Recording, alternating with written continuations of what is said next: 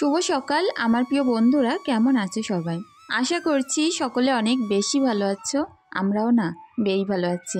আজ আমি একটা তোমাদের সুন্দর ব্লগ শেয়ার করতে চলেছি, আর তার সঙ্গে আমার নিজের অভিজ্ঞতা।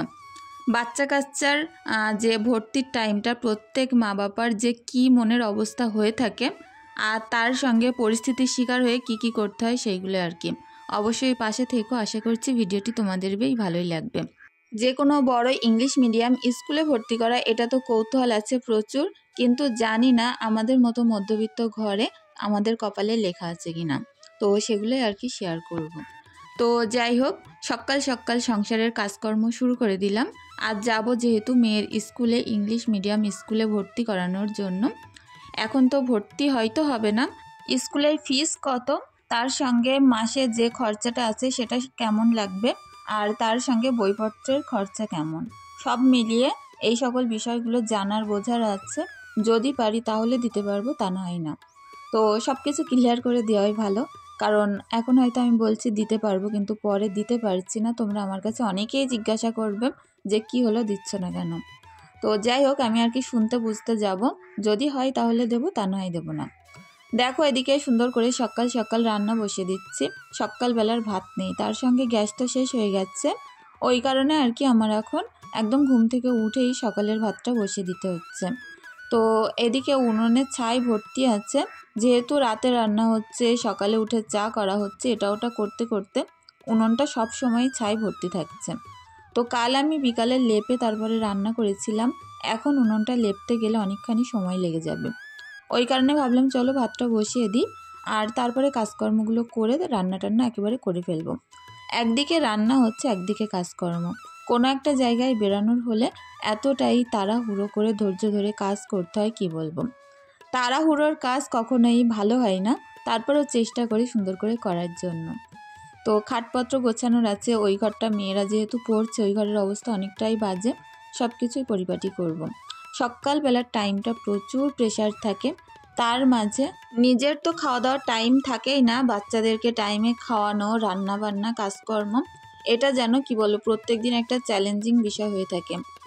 তো যাই হোক, খাটটা আগে সুন্দর করে পরিষ্কার করে নিই। কালই বিছনাটা পেতেছি, বিছনার চাদর, আর আজই অনেকটাই নোংরা করে ফেলেছে।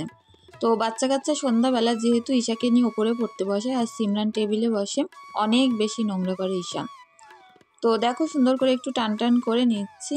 আর শুধু এই বিছনার চাদর বলে অনেক দিন টেকসই হয়ে আছে, এগুলো যদি সুতির হতো একদমই বেশি দিন টিকতো না, এর রঙও চটে যেত, তার সঙ্গে অনেক তাড়াতাড়ি নষ্ট হয়ে যায়। এদিকে আমি কাজ করছি ঘরের, আর একবার একবার করে উনুনের জাল কিন্তু ঠেলে দিয়ে আসতে হচ্ছে। গ্যাসে যেমন একটানা রান্না হয়, উনুনে কিন্তু সেটা হয় না, বারবার গিয়ে গিয়ে উনুনের জালটা ঠেলে দিতে হয়, কাজ করতে হয়। তো যাই হোক, এখানটায় সন্ধ্যাবেলা করে যে কি বাজে অবস্থা হয়ে যায়, এটা ওটা রাখতে রাখতে এই টেবিলটা পুরো ভর্তি হয়ে যায়। তো পুরো ঘরটা মোটামুটি গুছিয়ে গাছিয়ে নিয়েছি, সব কিছু শেয়ার করতে পারলাম না, একটুখানি ক্যামেরা অফ করে আবার ওদিকে উনুনে জাল দিতে গেছিলাম। এখন ঘরটা খুব সুন্দর পরিষ্কার করে ঝাড়ু দিয়ে নিচ্ছি। খুব অল্প জায়গা, তার মধ্যেও চেষ্টা করি পরিষ্কার পরিচ্ছন্ন করে রাখার জন্য। তো যাই হোক, দেখো আমার পুরো ঘর ঝাড়ু দেওয়া হয়ে গেল, যাবো এখন পাশের ঘরটায়। তো ওই ঘরের অবস্থা অনেকটা খারাপ, চারিদিকে বইপত্র এলোমেলো হয়ে আছে। ভোর 5টায় উঠেছি, কটার মধ্যে কত তাড়াতাড়ি কাজ করতে পারি দেখি, কারণ যত তাড়াতাড়ি কাজগুলো গুছিয়ে উঠতে পারবো তত তাড়াতাড়ি স্কুলে যেতে পারবো। আর যে কোনো জায়গায় কিন্তু টাইমে না পৌঁছাতে পারলে সেই কাজটা যদি না মেটে গিয়ে কোনো লাভ নেই। ওই কারণে আর কি একদম ভোর থেকেই শুরু করে দিয়েছি আমার কাজকর্ম পরিপাটি, তার সাথে সাথে রান্না বান্না। আজ ভেবেছিলাম একটু গ্যাসে রান্না করব, গ্যাসটাই শেষ হয়ে গেছে। দরকারের সময় একটু গ্যাসে রান্না করতে পারলে অনেক ভালো হয়। তো অসুবিধা নেই, কাঠকুটোগুলো আমি কাল শুকিয়ে নিচেই নামিয়ে রেখেছিলাম, জ্বলতে খুব একটা বেশি অসুবিধা হবে না। আর এখন যেহেতু আর বর্ষা হচ্ছে না, ওই কারণে কাঠকুটো অতটাও বেশি কিন্তু নরম থাকে না। তো যাই হোক, খাটের ওপরটা থেকে সব কিছু নামিয়ে পরিষ্কার করে নিলাম, এখন ঝাড়ু দিয়ে নেব।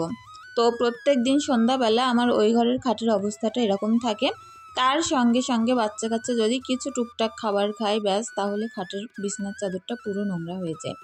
গোছানোর পরে দেখো ছোট্ট তক্তপোষ হয়তো কিছু নেই, তারপরেও দেখতে কিন্তু অনেক সুন্দর লাগছে। তো এই ঘরের ব্ল্যাঙ্কেট আর বালিশটা আমি সরিয়ে রেখেছিলাম, ওটা এখন ভাঁজ করে জায়গা মতো রেখে দিচ্ছি। তো প্রত্যেকটা জামা কাপড় আলনায় খুব সুন্দর সুন্দর করে গুছিয়ে রাখছি, যাতে করে দরকারের সময় আমার আর খুঁজতে না হয়। এখন এই ঘরটাও পরিষ্কার করে ঝাড়ু দিয়ে নেব। আর ওদিকে ভাতের যে কি অবস্থা হয়েছে তার ঠিক নেই, প্রচুর বাসন আছে, বাসনগুলো মাজবো, কাচা ধোয়া করব। তো তারপর পরে রান্না করব, আবার বাছা কোটা আছে, বাছা কোটাটাও করে নিতে হবে। আজ সকাল সকাল একদম চিংড়ি মাছ নিয়েছি, পেঁপে দিয়ে চিংড়ি মাছ করব।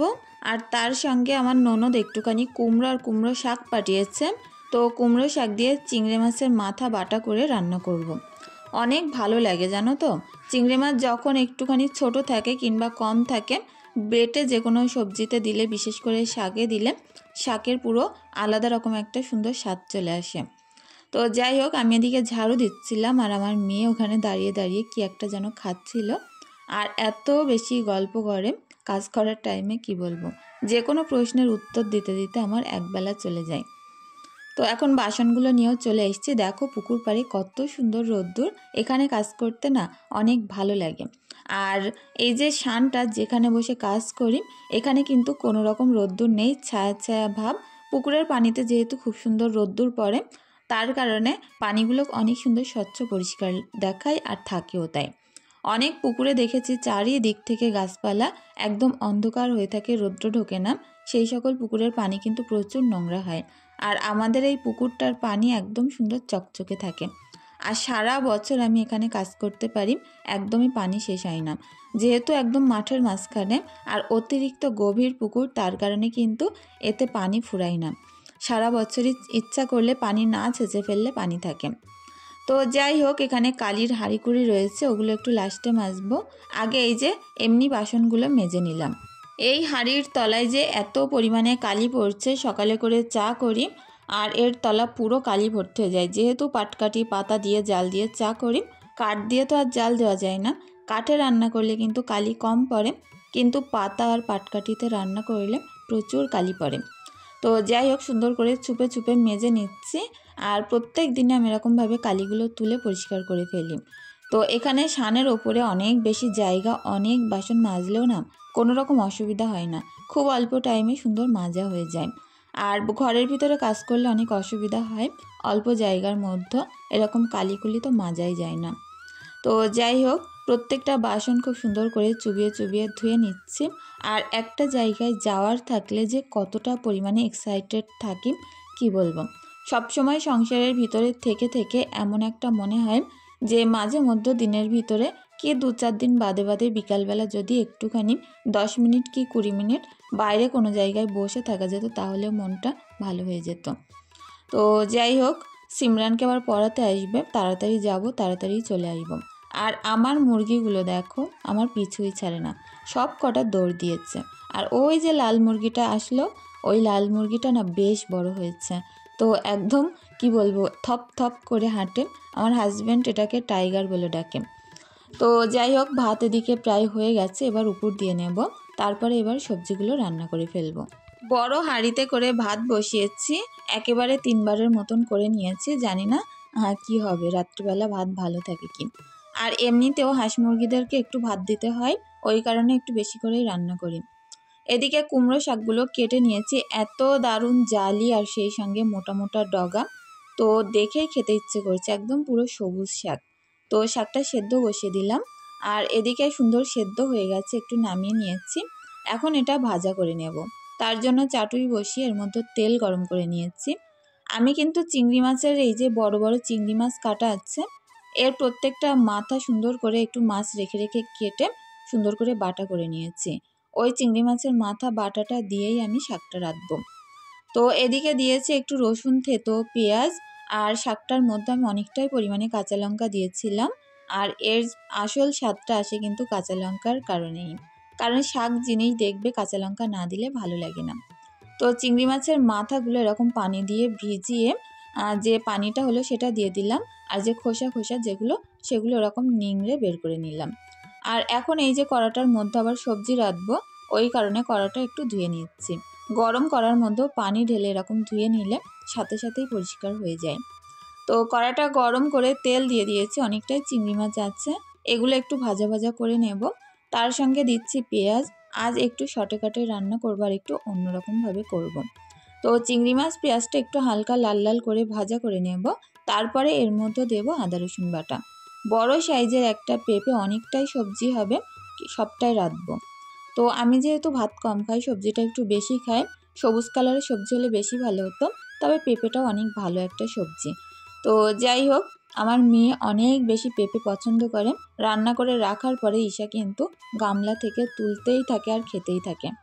আর বিশেষ করে আমি সবজি রান্না হয়ে গেলে এক বাটি ভর্তি করে ওকে একটু সবজি খেতে দিই।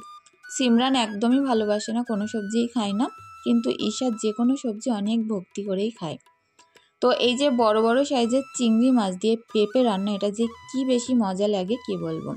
ভালোভাবে কষিয়ে নিচ্ছি, একটু কষানো পানি দিয়ে কিছুক্ষণ ঢাকা দিয়ে। আমি যাব এখন স্নান করতে, স্নান সারবো, তারপরে জামা কাপড় পরবো।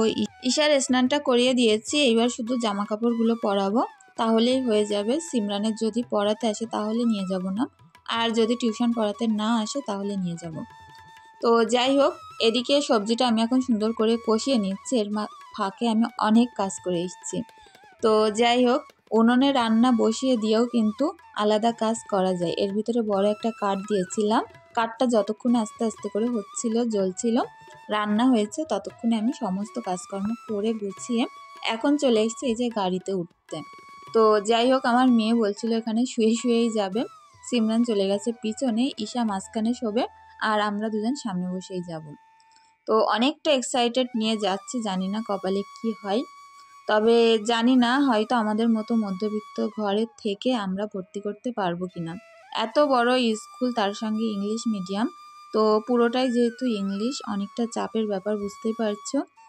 তো যাই হোক, হাজব্যান্ডের সঙ্গে গেলাম, আর ওখানে গিয়ে কি হয়েছে জানো তো, ওখানে গিয়ে যা বড় লিস্ট আমাদেরকে ধরিয়ে দিয়েছে, তো সেটা দেখেই মাথায় হাত।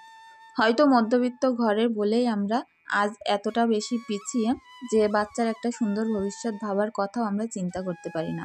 কারণ সেরকম পয়সা টাকা সব কিছু না অ্যাভেলেবেল থাকলে কিন্তু কোনো কিছুই সম্ভব না।